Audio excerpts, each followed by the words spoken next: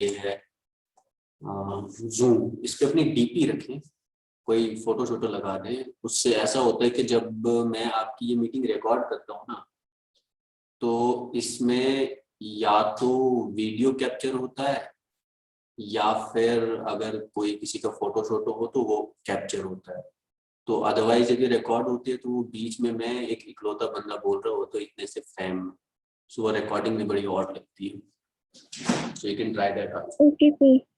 We have been dealing with this new criticism, और कल जो हमारा लेक्चर था वो कॉन्टेक्स्ट पे था कि how this new criticism came about, और आपने एंड पे बोला था कि मैं इस लेक्चर को रिपीट करूं। क्या वो मुझे सारा लेक्चर रिपीट करना था, और am I supposed to deliberate more on some particular aspect of yesterday's lecture?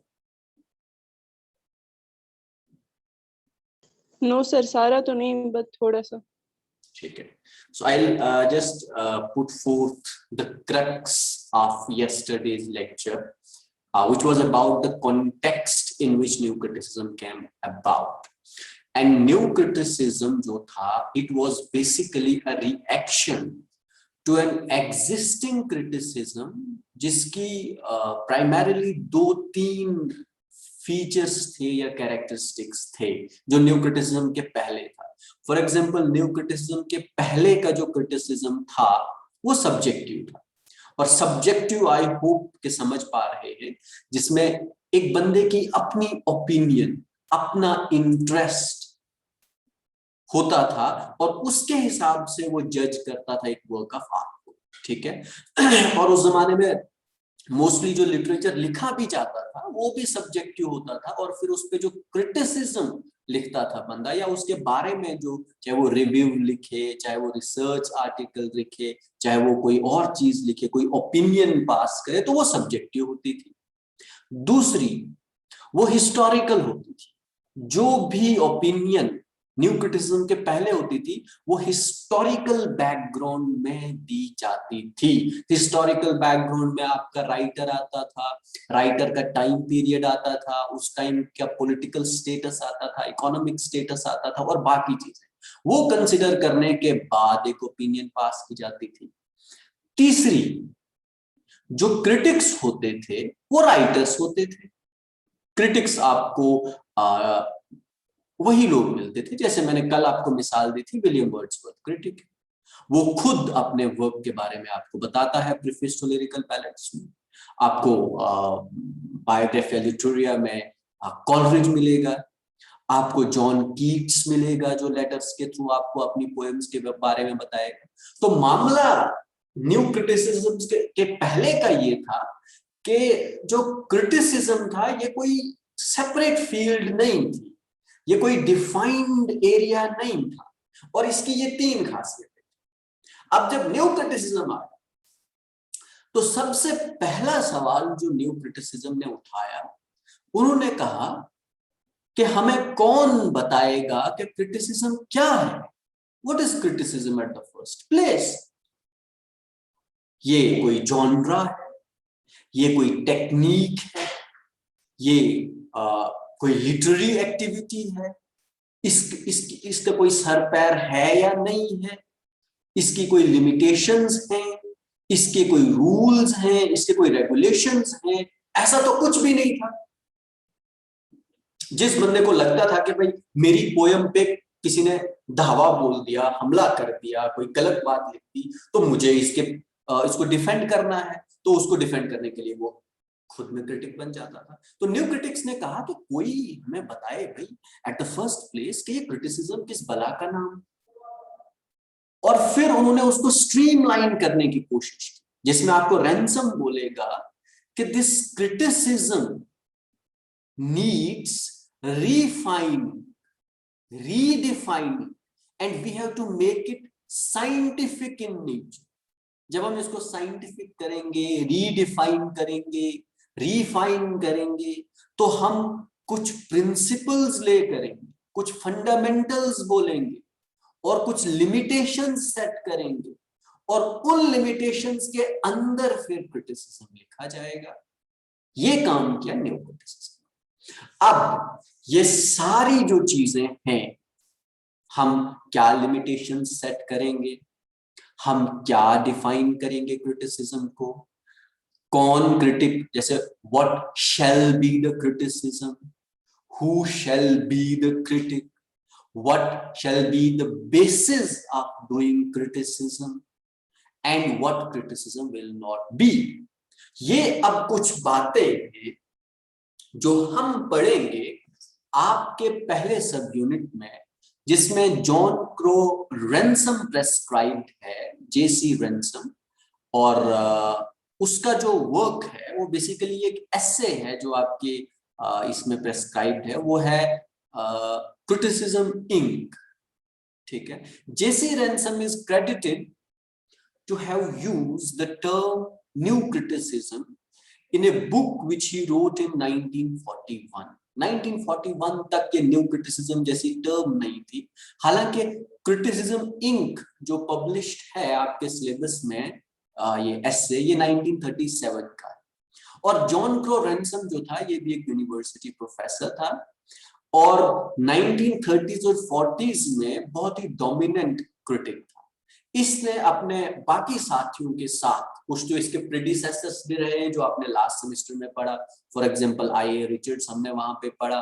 अच्छा, आई.ए. रिचर्ड्स के बाद फिर इसने, जेसी रेंसम ने टेक ओवर किया वो बातें जो आई.ए. रिचर्ड्स ने प्रैक्टिकल क्रिटिसिज्म में लिखी थी, या the principles of literary theory and literary criticism में लिखी थी 1924-25 में।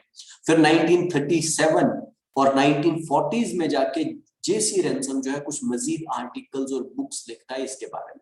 लेकिन जो मैंने आपको कल बोला था कि इन सारे लोगों का जो पर्पस था for writing this criticism was limiting the activity of criticism in academy. जैसे मैंने आपको थोड़ी देर पहले कहा ना कि इससे पहले कोई लिमिट नहीं थी on who a critic can be. Anyone can be a critic who can write a review, who can write an article, who can write an opinion, a comment. He can be a critic. But these new critics, they wanted to limit this whole scenario, this whole case of criticism. And so, ये पूरा जो process शुरू होता है, ये शुरू होता है criticism inks. अब जो criticism ink आपके syllabus में prescribed है, इसमें जो पहली बात जॉन क्रो रेंसम आपसे कहेगा वो होगा कि who can be a critic. पहली बात, पहला क्वेश्चन कि भाई हमें तो पहले ये डिफाइन करना है कि क्रिटिक कौन होगा। तो कहता है कि तीन तरह के लोग होते हैं, there are 3 types of people who usually are critics. First he says, if you want me to share the screen, I would ये स्क्रीन करेंगे और वहां पे मैं कुछ चीजें लिखता जाऊंगा।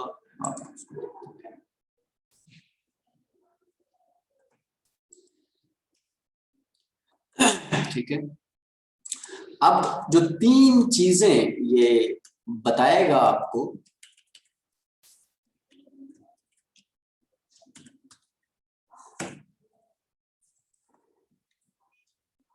वो क्या है?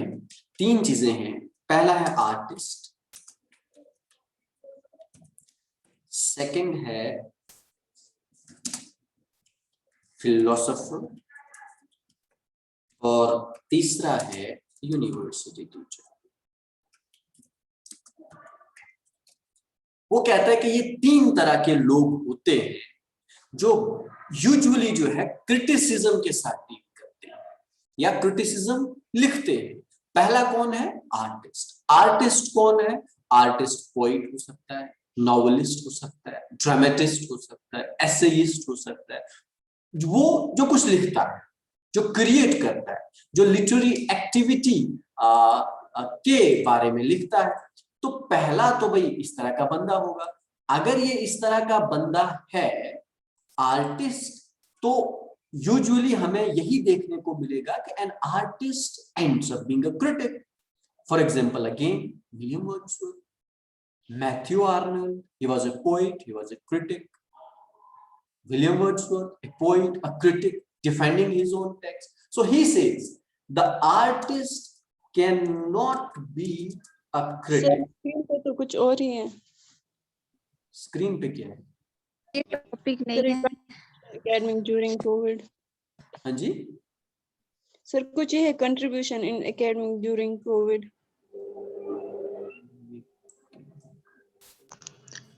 Contribution academia during COVID-19. Yes. Okay, अब ठीक है. जी सर. आ गया sir. Fine. So about the artist, he says that artist cannot be a critic. Now, why can artist not be a critic? One, he says that he will be subjective.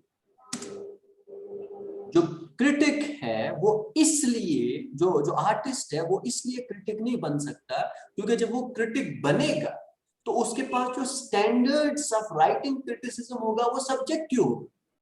क्यों? क्योंकि वो अपने writing style को obviously promote करेगा. बातों को समझ में आ रही है? He will promote his own writing style.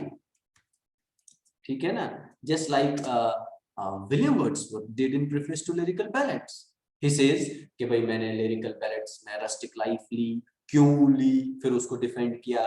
I wrote in a language really spoken by the men. Why did I choose that? He would give you 10 reasons for that, and he would actually defend his own way of writing. And in doing so, he is not taking into consideration the writing style of, say, for example, Alexander Pope, his predecessor. तो पहली जो चीज होगी इनकी और जो important भी चीज है इसमें कि why an artist cannot be a critic is because he is subjective. His opinion is not objective. And secondly, he will only talk about his own writings. ठीक है? When he talks about his own writings, this also means, says Ransom, कि ये जो हमारा writer है फिर ये limited होता है. ठीक है? क्योंकि अगर इसको डिफेंड करता है तो ये ऑब्वियसली बाकी राइटर्स के राइटिंग स्टाइल को इंक्लूड नहीं करेगा और उनको अप्रिशिएट नहीं करेगा.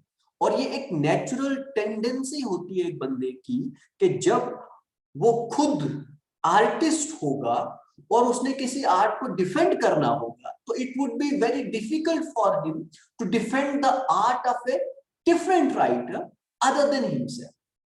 सिंस इसकी वजह से इसमें प्रेजुडाइसिस के चांसेस ज्यादा हो सकते हैं. इसलिए प्रेजुडाइसिस समझते हैं ना, loving oneself, loving one's writing, loving one's nation, loving one's country, these are kind of prejudices. So he has to be very prejudiced in his opinion. तो अगर उसकी opinion ऐसी हो सकती है तो he cannot be a critic. So new critics at the very beginning, they discarded artists from being the critics based on these few observations, and then they came to what we call philosopher. Now philosopher is above artist, is above artist. अब philosopher और artist एक जैसे नहीं होते. artist poem लिखेगा, कहानी लिखेगा, ठीक है ना. philosopher कहानी नहीं लिखेगा, ठीक है ना. philosopher philosophical बातें, जैसे आपका प्लेटो है, ठीक है ना, जैसे आपका एरिस्टोटल है, डेस्कार्टेस, कांट है, नीत्शे है, जो आप आगे चल के पढ़ेंगे, बॉद्रियार है, लियोटा है, बड़े बड़े नाम आप सब नाम पढ़ोगे आगे. ये जो लोग हैं ये आपकी लाइफ के बारे में क्वेश्चंस उठाते हैं, आपके सिस्टम के बारे में क्वेश्चन. आपको कहानी सुना के उनको क्या मिलेगा? They'll not get anything by narrating a tale like Christabel, by writing a poem like Lucy, by writing anything like Paradise Lost and Regained and this and that. They say that these do not make any difference for philosopher. Philosopher looks at our life. He tries to answer the questions that concern our life, or वो questions which basically are not answered by common men. But says Ransom, they cannot be critics. Philosopher cannot be critics. Now, why can't philosopher be critics? Because philosophers are not interested in tales.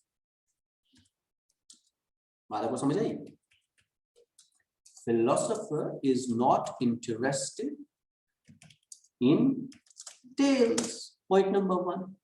William Wordsworth is a romantic poet. Say, for example, there is this significant romantic poem written by Coleridge called The Grey Stable, with supernatural element, where you see that a cute little girl in white, clad in white, enters into a forest, and then there is that supernatural kind of fog, darkness, trees, alone girl. See, you have that strange kind of environment. Oh, what will Plato do with this environment? उसका कोई काम होगा? Kant क्या करेगा इस सब में? Immanuel Kant, Nietzsche, who is concerned about the existence of God. Nietzsche in his philosophy, he talks about yourself, your ego, and someone goes to Nietzsche and tells him, "Sir, here's a poem called Christable written by Coleridge, and he has this thing to say." He says, "What shall I do with this?" You have Karl Marx. He talks about your society. He talks about your culture. He talks about your economy. Now, a person who is concerned with the financial side of the life goes and reads Kubla Khan by S.T. Coleridge, and those diverging streams and that beautiful landscape and that with a tinge of supernatural in it. Kublai Khan, you must have read it there. What would he do with this? Nothing. So he says that philosophers' argument are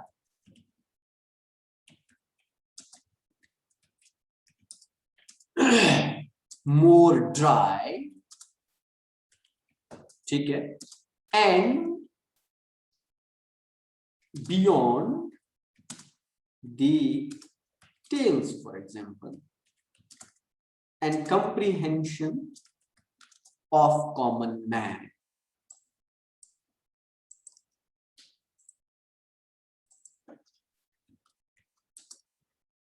Okay, he cannot be therefore a critic. Secondly, एक जो philosopher होता है, his area of study is limited.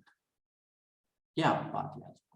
जो philosopher का है, he does not study everything. जैसे मैंने कहा कि there would be a lot many things which a philosopher will not be concerned with. ठीक है ना? Now, if there are many things with which he is not concerned, so a philosopher like Nietzsche, a philosopher like Lyotard, or for that matter, these Baudrillards and all those people, they're not going to comment on William Wordsworth and S.T. Coleridge. They're not going to comment on Keats. They're not going to be comment on any kind of comedy, say for example, 12th Night by William Shakespeare. उन पे तो वो comment नहीं करेंगे ना. They are not their area of studies. So therefore, their reach, we won't say their reach is limited, but their interest is limited. They are not going to comment on anything and everything that is written in literature. Neither are they going to read. Now, if they will not read, they will not show interest.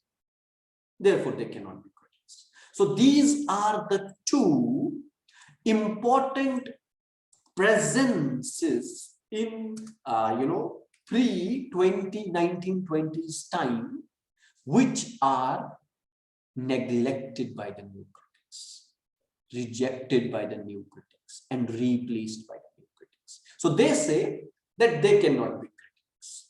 So who can be a critic? The question would be, who cannot be a critic? So you would say William Wordsworth cannot be a critic because he is an artist. Baudrillard, for example, Plato, Aristotle, they cannot be critics because they are philosophers. Fine. Now, who then can be a critic? So says Ransom, university teacher can be a critic. Whenever I take this, that why can a university teacher be a critic at the first place? So to go as narrow as we can, or as I can, I would say that all these new critics, whether it was J.C. Ransom, I.A. Richards, Birdsley, or Alan Tate, or R.P. Blackmer, जितने भी ये थे, ये सारे university professors. So there could be that subjectivity involved to a greater extent. मैं university teacher हूँ, मैं कह रहा हूँ मैं ही क्रिटिक हो सकता हूँ, जरूरी नहीं है. I don't agree with this point of view, but then this point of view is there. There are many university teachers, particularly in contemporary eras. हमारे जैसे हम ही लोग, अब हम आपको थ्योरी पढ़ाएंगे तो हमको नॉवल का आता पता ही नहीं होता है, हम आपको पोएम पढ़ाएंगे तो हमें ड्रामा का आता पता नहीं होता है, ठीक है ना. तो यूजुअली आज का जो यूनिवर्सिटी प्रोफेसर होता है वो हमेशा अपने रिज्यूमे में स्पेशलाइजेशन, ठीक है ना. So when he writes specialization he becomes like a philosopher, ठीक है ना, and he does not have that overall knowledge of literature, therefore he does not qualify for being a critic, a university teacher, ठीक है, because this specialization makes him nothing better than a philosopher. Or for that philosopher तो होते ही नहीं, लेकिन चलिए philosopher की limitation की बात मैं कर रहा हूँ यहाँ पे. But for Ransom, he says that university teachers can be a critic. Now, why can they be a critic? Why can they be critics? One, they read literature. Two, they teach literature. Now, read literature and teach literature is important. अब मैंने यहाँ पे word literature use किया और J.C. Ransom भी literature use किया. Now, when we say literature, we say anything written in literature. Whatever William Shakespeare wrote, whatever Geoffrey Chaucer wrote, whatever Christopher Marlowe wrote, whatever Edmund Spenser wrote, whatever Francis Bacon wrote, whatever John Dryden wrote, whatever William Wycherley wrote, आपको बात समझ आ रही है? Whatever Alexander Pope wrote, Jonathan Swift wrote, and all these writers coming down to William Blake, to then Wordsworth, to then Coleridge, to then Carlyle, to then name them, to the Keats and Byrons and Shelleys, and then down the line you would again have Tennyson, and then you have Arnold, and then you have Eliot, and then you have these eye critics. Anything that is written in literature, he reads that. Now, if he reads all such stuff, it makes him a person, जिसको हम कहते हैं एक term में well versed. He becomes well versed with tradition. Tradition is important. With tradition means whatever has been written. If I know about Chaucer, I know about his tradition. If I know about Shakespeare, I know about that tradition.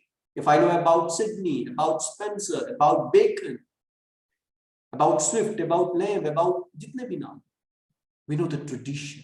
कि वो लिखते क्या थे, वो लिखते कैसे थे. So therefore, I am aware about epic. I am aware about essay writing. I am aware about tragedy. I am aware about revenge tragedy. I am aware about comedy. I am aware about comedy of manners. I am aware about restoration comedy. And then I am aware about the journals, the periodicals. Then I am aware about the romantic poetry. Then I am aware about the, for example, when we enter into this 20th century with novels and with short stories and all stuff like that. So I am well versed with tradition. I am well versed with literature. And then I teach it. So it makes me an enhanced reader, a better reader. Since जब मैं, for example, एक university teacher है, तो अगर वो से, for example, Milton पढ़ाता है, ठीक है ना, तो उसके माइंड में बाइबल भी आएगी, उसके माइंड में कुरान भी आएगा, उसके माइंड में जो है उस जमाने की पॉलिटिक्स भी आएगी, शैतान भी आएगा, जुडाइज्म भी आएगा, क्रिश्चियनिटी भी आएगा. तो इतनी सारी चीजें रिलेट करके वो कोई चीज आपको बता सकता है बेहतर. जान सकता है, ठीक है ना, क्योंकि वो well learn, so then he can be a critic. Secondly, rather this is third, ये कुछ मैंने डिलीट किया. What's wrong with this? ठीक है, they teach literature and furthermore ये जो यूनिवर्सिटी प्रोफेसर्स होते हैं इनका एक और मामला होता है, और ये जो मामला इनके साथ होता है ये ऐसा होता है, अकॉर्डिंग टू JC Ransom, ये अनबायस्ड होते हैं. There is a problem with this. Unbiased. अब मैं क्यों, मतलब विलियम शेक्सपियर मेरा कोई रिश्तेदार को लगता है, कीट्स मेरा रिश्तेदार को लगता है, ठीक है, पोप भी नहीं लगता, तो अगर वो मेरे रिश्तेदार नहीं लगते तो मैं फजूल में तो उनकी तारीफ करूंगा नहीं. आपको बात समझ आई?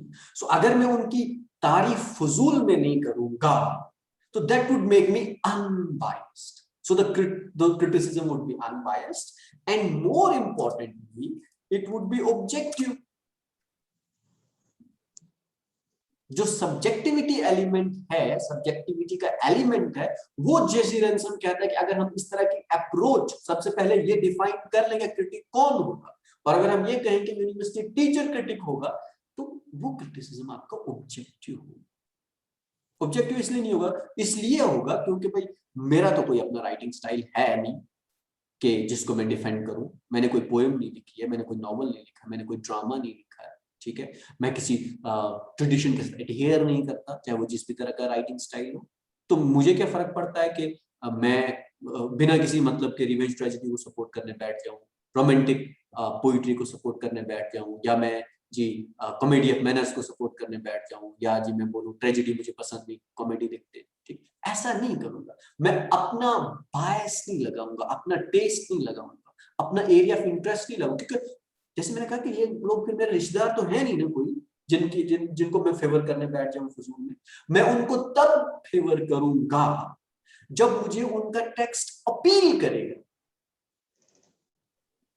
और अपील कैसे करेगा? विलियम जॉन रैनसम बहुत सारे रीजंस कहता है. वो कहता है कि मेरी आंख से आंसू टपकेंगे कोई वर्क पढ़ते, ठीक है ना. मैं एक नॉवल का पहला पेज पढ़ूंगा तो मुझे दूसरा पेज पढ़ना ही पड़ेगा, अगर मैं नहीं पढ़ूंगा तो मतलब वो ग्रिपिंग होगी स्टोरी. मेरी आंख से आंसू आएगा, मेरे दिल की धड़कन तेज होगी, मुझे साइकोलॉजिकल इफेक्ट होगा. मैं जब उस पोएम को बंद करूंगा, नॉवल को बंद करूंगा, तो मुझे जहन में आएगा कि आगे क्या होगा, वो कोई कैरेक्टर वो मेरी आंखों के सामने घूमेगा. अगर इस तरह का इफेक्ट, इस तरह का इन्फ्लुएंस, इस तरह का इम्पैक्ट एक वर्क मुझ पे रखता है तो मैं ऑब्वियसली उसकी तारीफ करूंगा. अगर मैं एक नॉवल पढ़ना शुरू करूं, पोएम पढ़ना शुरू करूं, मैं 4 लाइनें पढ़ूं, 4 पेजेस पढ़ूं, 10 पेजेस पढ़ूं और मुझे समझ ही नहीं आए कि मैं क्या पढ़ रहा हूं, वो कोई इस तरह का असर मुझ पे ना छोड़े, तो I would say that this is not good. लेकिन अगर उसी तरह की ड्राई राइटिंग लिखने वाला राइटर ही जो है उसकी तारीफ, उसका क्रिटिक बनेगा तो ऑब्वियसली उसकी तारीफ करेगा क्योंकि वो उसका राइटिंग स्टाइल है. So they would go on praising that. So the reason that university teachers can be critics according to JC Ransom is because of this. Now we, as I said, that I have a different opinion regarding that.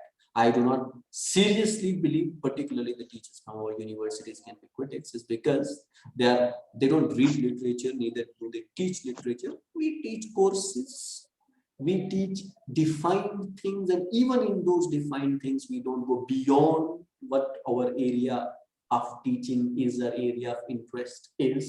We don't even write a research paper beyond our area of interest. So this is absolutely out of question that a university teacher, particularly from our part of the world, can be a critic.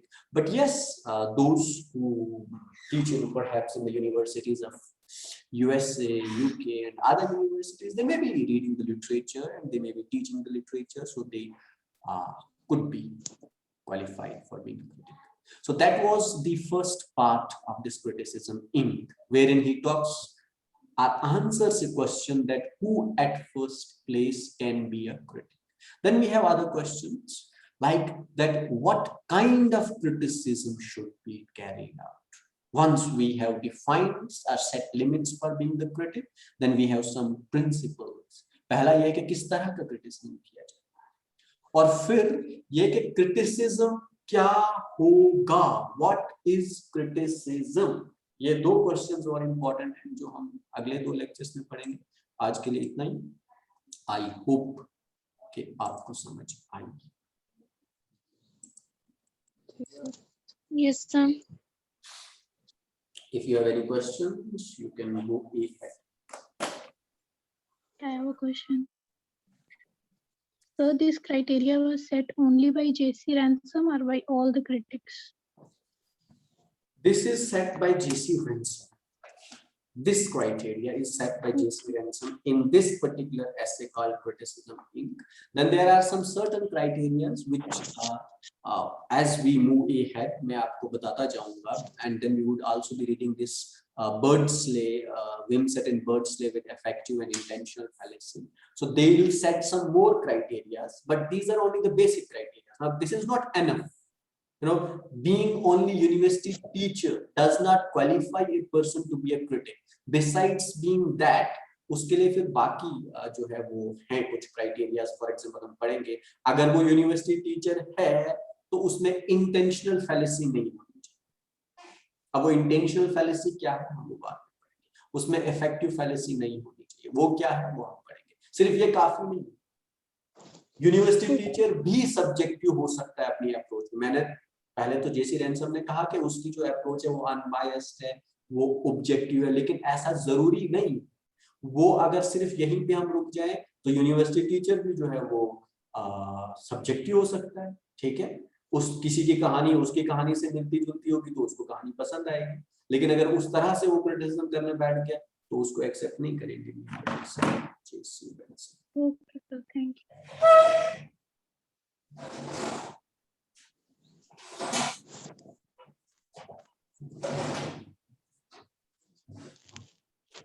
I have left pen somewhere. You can hold for a while before I take your attendance.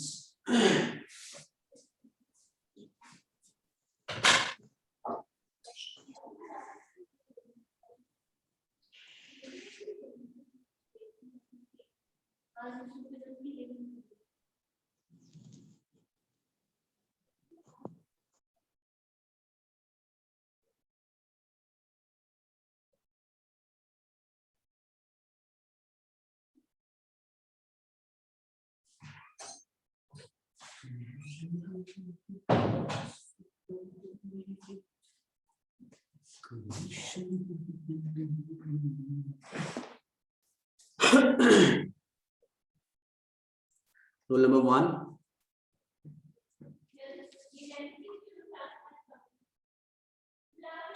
Absent sir. हाँ जी, absent है वो roll number 1 है कौन? Present है sir. Absent है वहाँ पे uncle की बात। Present, sir. Chup. करबुल। Yes, sir. Present. Roll number 3, roll number 3, 4, Yes, sir. Roll number 4 है। आपको मैंने कल बोला था कि भाई अपने रोल अपने नाम के पीछे वो रोल नंबर लगा दो, आपने लगाया नहीं है। रोल नंबर 5, तो रोल नंबर 5 में एडमिशन कैंसिल किया है। अच्छा। Roll number 6, 7, yes sir. आप ये चेंज कर दो, जो राबिया कौसर है 7, राबिया कौसर से पहले 7 लिख लो। अभी शेला काजी ने भी प्रेजेंट किया था, आप भी अभी एडिट कर लो, अभी आपका एडिट हो जाएगा जब meeting. Roll number 8, Present, sir. Roll number 9, roll number 10, Present, sir. Roll number 11, Yes, sir. Roll number 11, roll number 12, roll number 13, present sir. Roll number 14, Yes, sir. 14 आप भी 14 लगा दो अपने नाम के साथ। नहीं गनी गनी जो भी लड़की है। Roll number 15,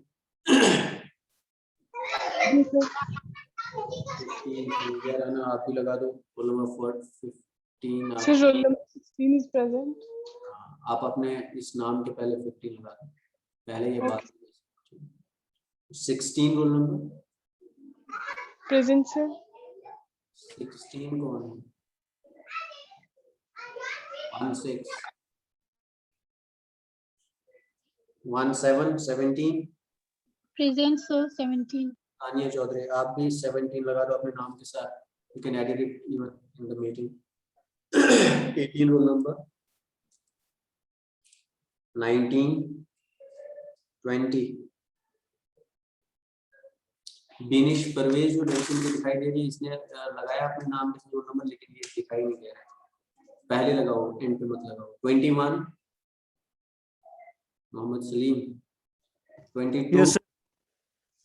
Present, Mohammed sir. Salim. Okay okay Mohammed Salim हो गया. 22 to by have you get share in roll number. 23 24 Present, sir. लगा लो अपना रोल नंबर नाम के साथ. नाज. 25 26 Present, sir. अपना रजाक आप भी लगा दो. 27 सर 25 भी प्रेजेंट है. 25 प्रेजेंट है. आप रोल नंबर 25 जो है अपने नाम के साथ लगा लो. 27 तक ही है ना, इससे ज्यादा नहीं है. Sir, 26 है. अच्छा 26 तक ही है. The roll number 27 is last. One roll number 5th जो है वो है नहीं है. रोल नंबर 27 कौन है? वो Tamanna. Sir, Tamanna Sharma. Sharma. Okay, she is not in the class. Sir, she was here. but I- थी पहले. जी sir. चलिए, around 18 students are present in the class. तो बाकियों के लिए मैं मैसेज उधर ग्रुप में डालूंगा जो नहीं है class. Okay, thank you. Yes.